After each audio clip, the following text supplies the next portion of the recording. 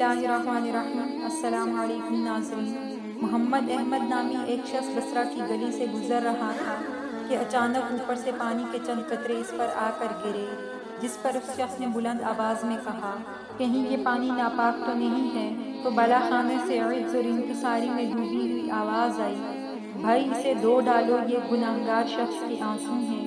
اللہ کے خوف اور اس کی محبت، یہ آنسو بہانے والا کوئی اور شخص نہیں بلکہ یہ امام حسن بصری رحمہ اللہ تھے۔ کہا جاتا ہے میسان کی جنگ میں مسلمان سپاہیوں کو قیدی ہاتھ لگے، ان میں موسیٰ رائی اور ایک خاتون خیرہ بھی تھے۔ موسیٰ رائی معروف صحابی رضی اللہ عنہ، زید بن ثابت انصاری رضی اللہ عنہ اور خیرہ ام المومنین حضرت ام سلمہ رضی اللہ عنہا کے سپرد ہوئی۔ اس کے بعد ان دونوں کو آزاد کر دیا گیا اور پھر دونوں نے آپس میں شادی کر لی۔ کہ 32 سے 21 ہجری میں مدینہ منورہ میں پیدا ہوئے اور وہ جو بچہ پیدا ہوا اس کا نام حسن بصری رکھا گیا، گویا ان کے والدین آزاد کردہ غلام تھے، اور یہ زمانہ حضرت عمر فاروق رضی اللہ عنہ کے دور خلافت کا تھا۔ نومولود کو ان کی خدمت میں لایا گیا تو انہوں نے اس کے منہ میں کھجوریں چبا کر ڈالی اور دعا فرمائی، اے اللہ اسے دین کے علم کا ماہر اور لوگوں میں محبوب بنا دے۔ اور پھر دنیا نے اس دعا کی قبولیت کو دیکھا، اور کہا جاتا ہے حضرت عمر فاروق رضی اللہ عنہ نے یہ بھی فرمایا، یہ تو بہت خوبصورت بچہ ہے، اس لیے اس کا نام حسن رکھو۔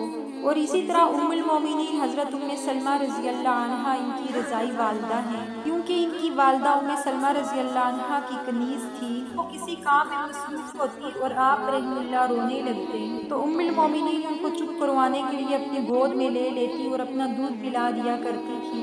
رضی اللہ عنہا یہ دعا بھی کیا کرتی تھی، اے اللہ حسن کو مخلوق کا رہنما بنا دے۔ یوں آپ رحمہ اللہ نے حضرت ام سلمہ رضی اللہ عنہا کے بابرکت ہاتھوں میں رسول اللہ صلی اللہ علیہ وسلم کے گھر میں پرورش پائی۔ لوگ کہا کرتے تھے حضرت حسن بصری رحمہ اللہ سے علوم اور معارف کے جو دریاب رہے، در حقیقت اسی دودھ کا فیض ہے۔ خوش نصیب بچے کو امہات المومنین رضی اللہ عنہا کے گھروں میں آنے جانے کا موقع ملتا رہتا۔ حضرت حسن بصری رحمہ اللہ فرمایا کرتے تھے، بچپن میں ازواج مطہرات رضی اللہ عنہا کے گھروں میں میرے آنے جانے اور کھیل کود سے چہل پہل رہتی۔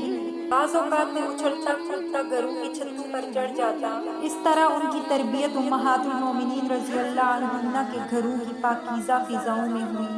10 برس کی عمر میں قرآن پاک حفظ کر لیا تھا۔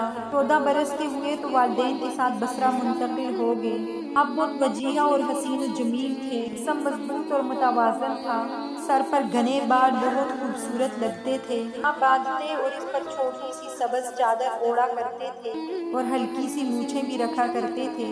حضرت شعبی رحمہ اللہ نے بصرہ جانے والے ایک شخص سے کہا، اہل بصرہ میں تم جس شخص کو سب سے زیادہ خوبصورت اور صاحب جلال پاؤ، مان لو کہ یہ وہی حسن بصری رحمہ اللہ ہیں۔ آپ رحمہ اللہ مدینہ میں قیام کے دوران کم عمر تھے، مگر اس کے باوجود صحابہ کرام رضی اللہ عنہ اجمعین کی مجالس میں شریک ہوا کرتے تھے، مسجد نبوی میں نماز ادا کرتے، جہاں دیگر صحابہ کرام رضی اللہ عنہ اجمعین بھی موجود ہوتے تھے۔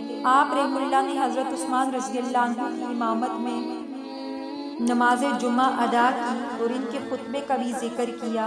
خواجہ فرید الدین عطار رحمہ اللہ نے تذکرۃ الاولیاء میں لکھا ہے، خواجہ بصری کی 120 صحابہ کرام رضی اللہ عنہ اجمعین سے ملاقات ہوئی تھی، جن میں 70 بدری صحابہ رضی اللہ عنہم تھے۔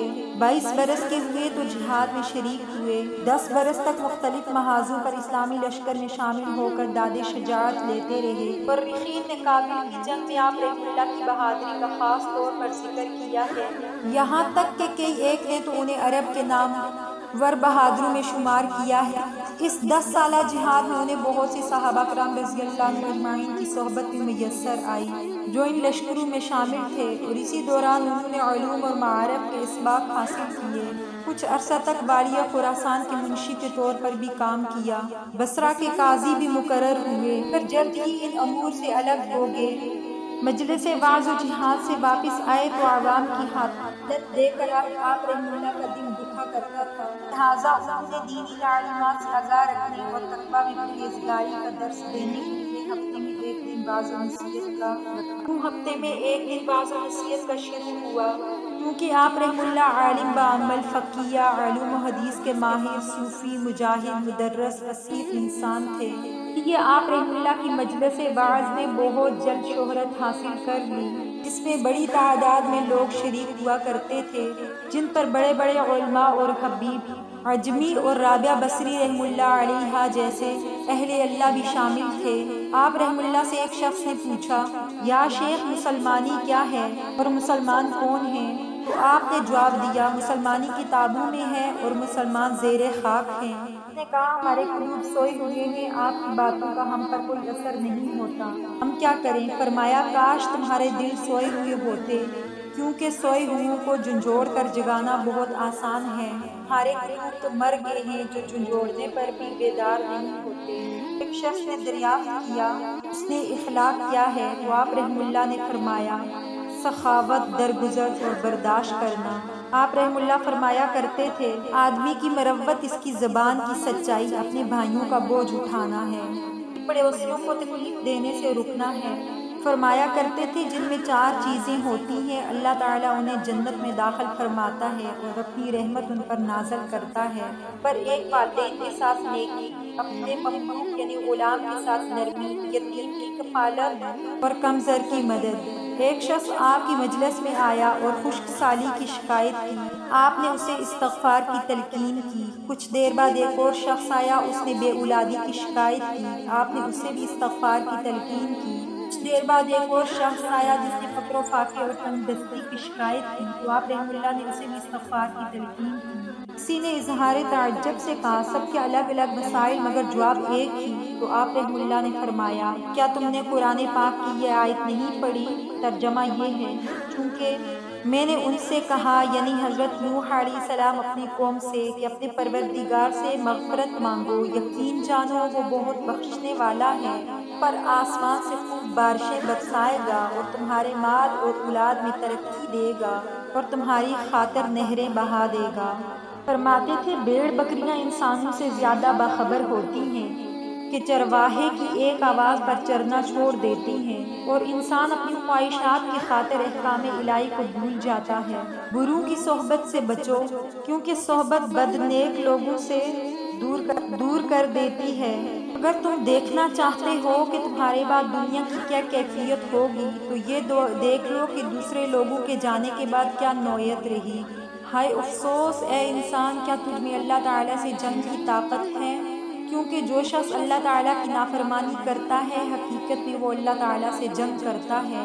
بلا شبہ اہل تقویٰ کی چند علامتیں ہیں، جن سے وہ پہچانے جاتے ہیں: سچی بات کرنا، عہد و پیمان پورا کرنا، صلہ رحمی کرنا، کمزوروں پر رحم کرنا، فخر و غرور نہ کرنا، نیکی کو عام کرنا، حسن اخلاق سے پیش آنا۔ اے انسان، اللہ کی حرام کردہ اشیاء سے رک جا، تو عابد ہو جائے گا۔ اپنے مقدر پر راضی ہو جا، تو غنی ہو جائے گا۔ اپنے قرب و جوار میں رہنے والوں سے حسن سلوک کر، تو مومن ہو جائے گا۔ لوگوں کے لیے بھی وہی پسند کر جو تو اپنے لیے پسند کرتا ہے۔ ایک شخص نے آپ رحم اللہ کی غیبت کی معلوم ہونے پر تازہ اندوزی سے بھرا ایک تھیلا آپ رحم اللہ نے اس شخص کی طرف بھجوایا۔ سنا ہے تم نے اپنی نیکیاں میرے نامہ اعمال میں منتقل کر دی ہیں۔ کسی نے کہا، آپ رحم اللہ واعظ میں لوگوں کی اس کثرت پر خوش تو ہوتے ہوں گے؟ فرمایا، کثرت پر خوش نہیں ہوتا، ہاں اگر کوئی شخص محبت الہی میں ڈوب جائے تو مجھے خوشی ہوتی ہے۔ عجز و انکسار آپ رحم اللہ کی شخصیت کا ایک نمایاں پہلو تھا۔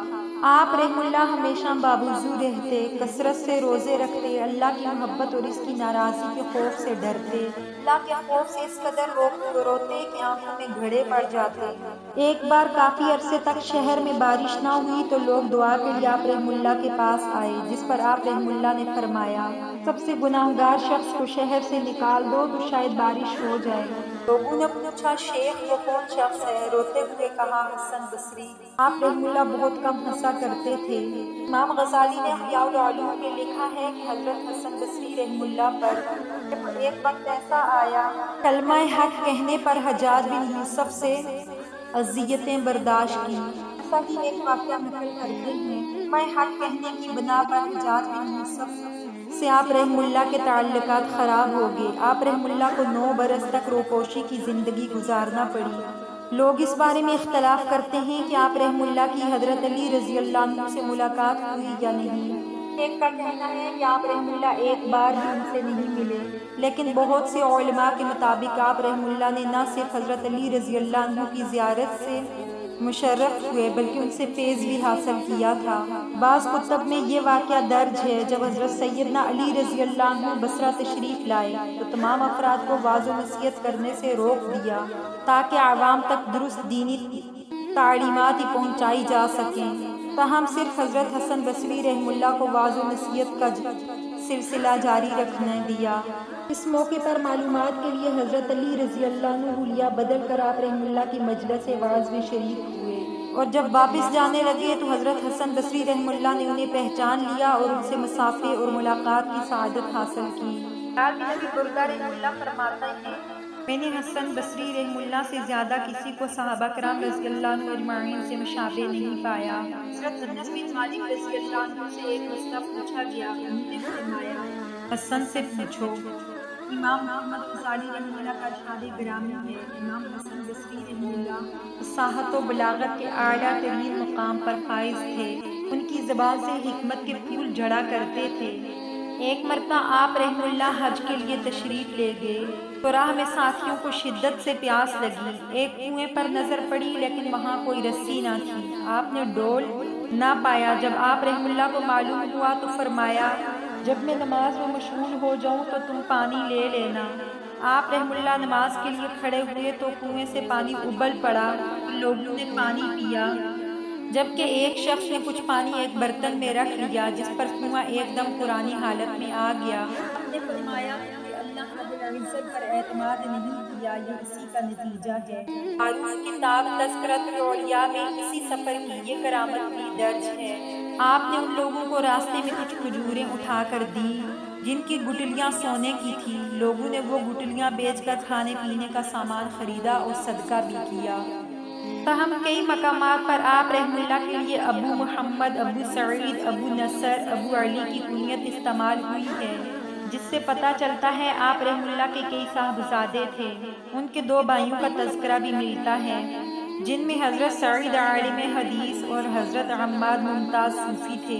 آپ رحم اللہ کا وصال 110 ہجری کو 99 برس کی عمر میں بصرہ میں ہوا، وہیں آپ رحم اللہ کا مزار آج بھی موجود ہے۔ تعبیر رؤیا کی امام حضرت محمد بن سیرین رحم اللہ کو کسی نے کہا، میں نے خواب میں دیکھا ہے کہ ایک پرندے نے مسجد سے سب سے بہترین کنکری اٹھا لی ہے۔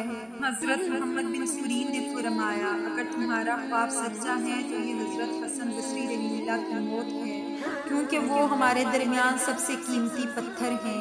اس کے چند دن بعد آپ رحم اللہ کے انتقال کی خبر آ گئی۔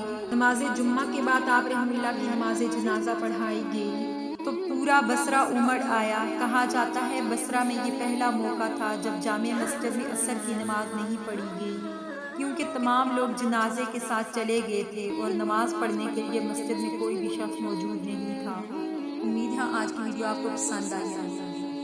اگر آپ کو ہماری ویڈیو پسند آئی ہے تو اس ویڈیو کو لائک کر دیجیے۔ ایسی ہی مزید ویڈیوز کے لیے ہمارے چینل کو سبسکرائب کیجیے۔ ملتے ہیں نیکسٹ ویڈیو میں۔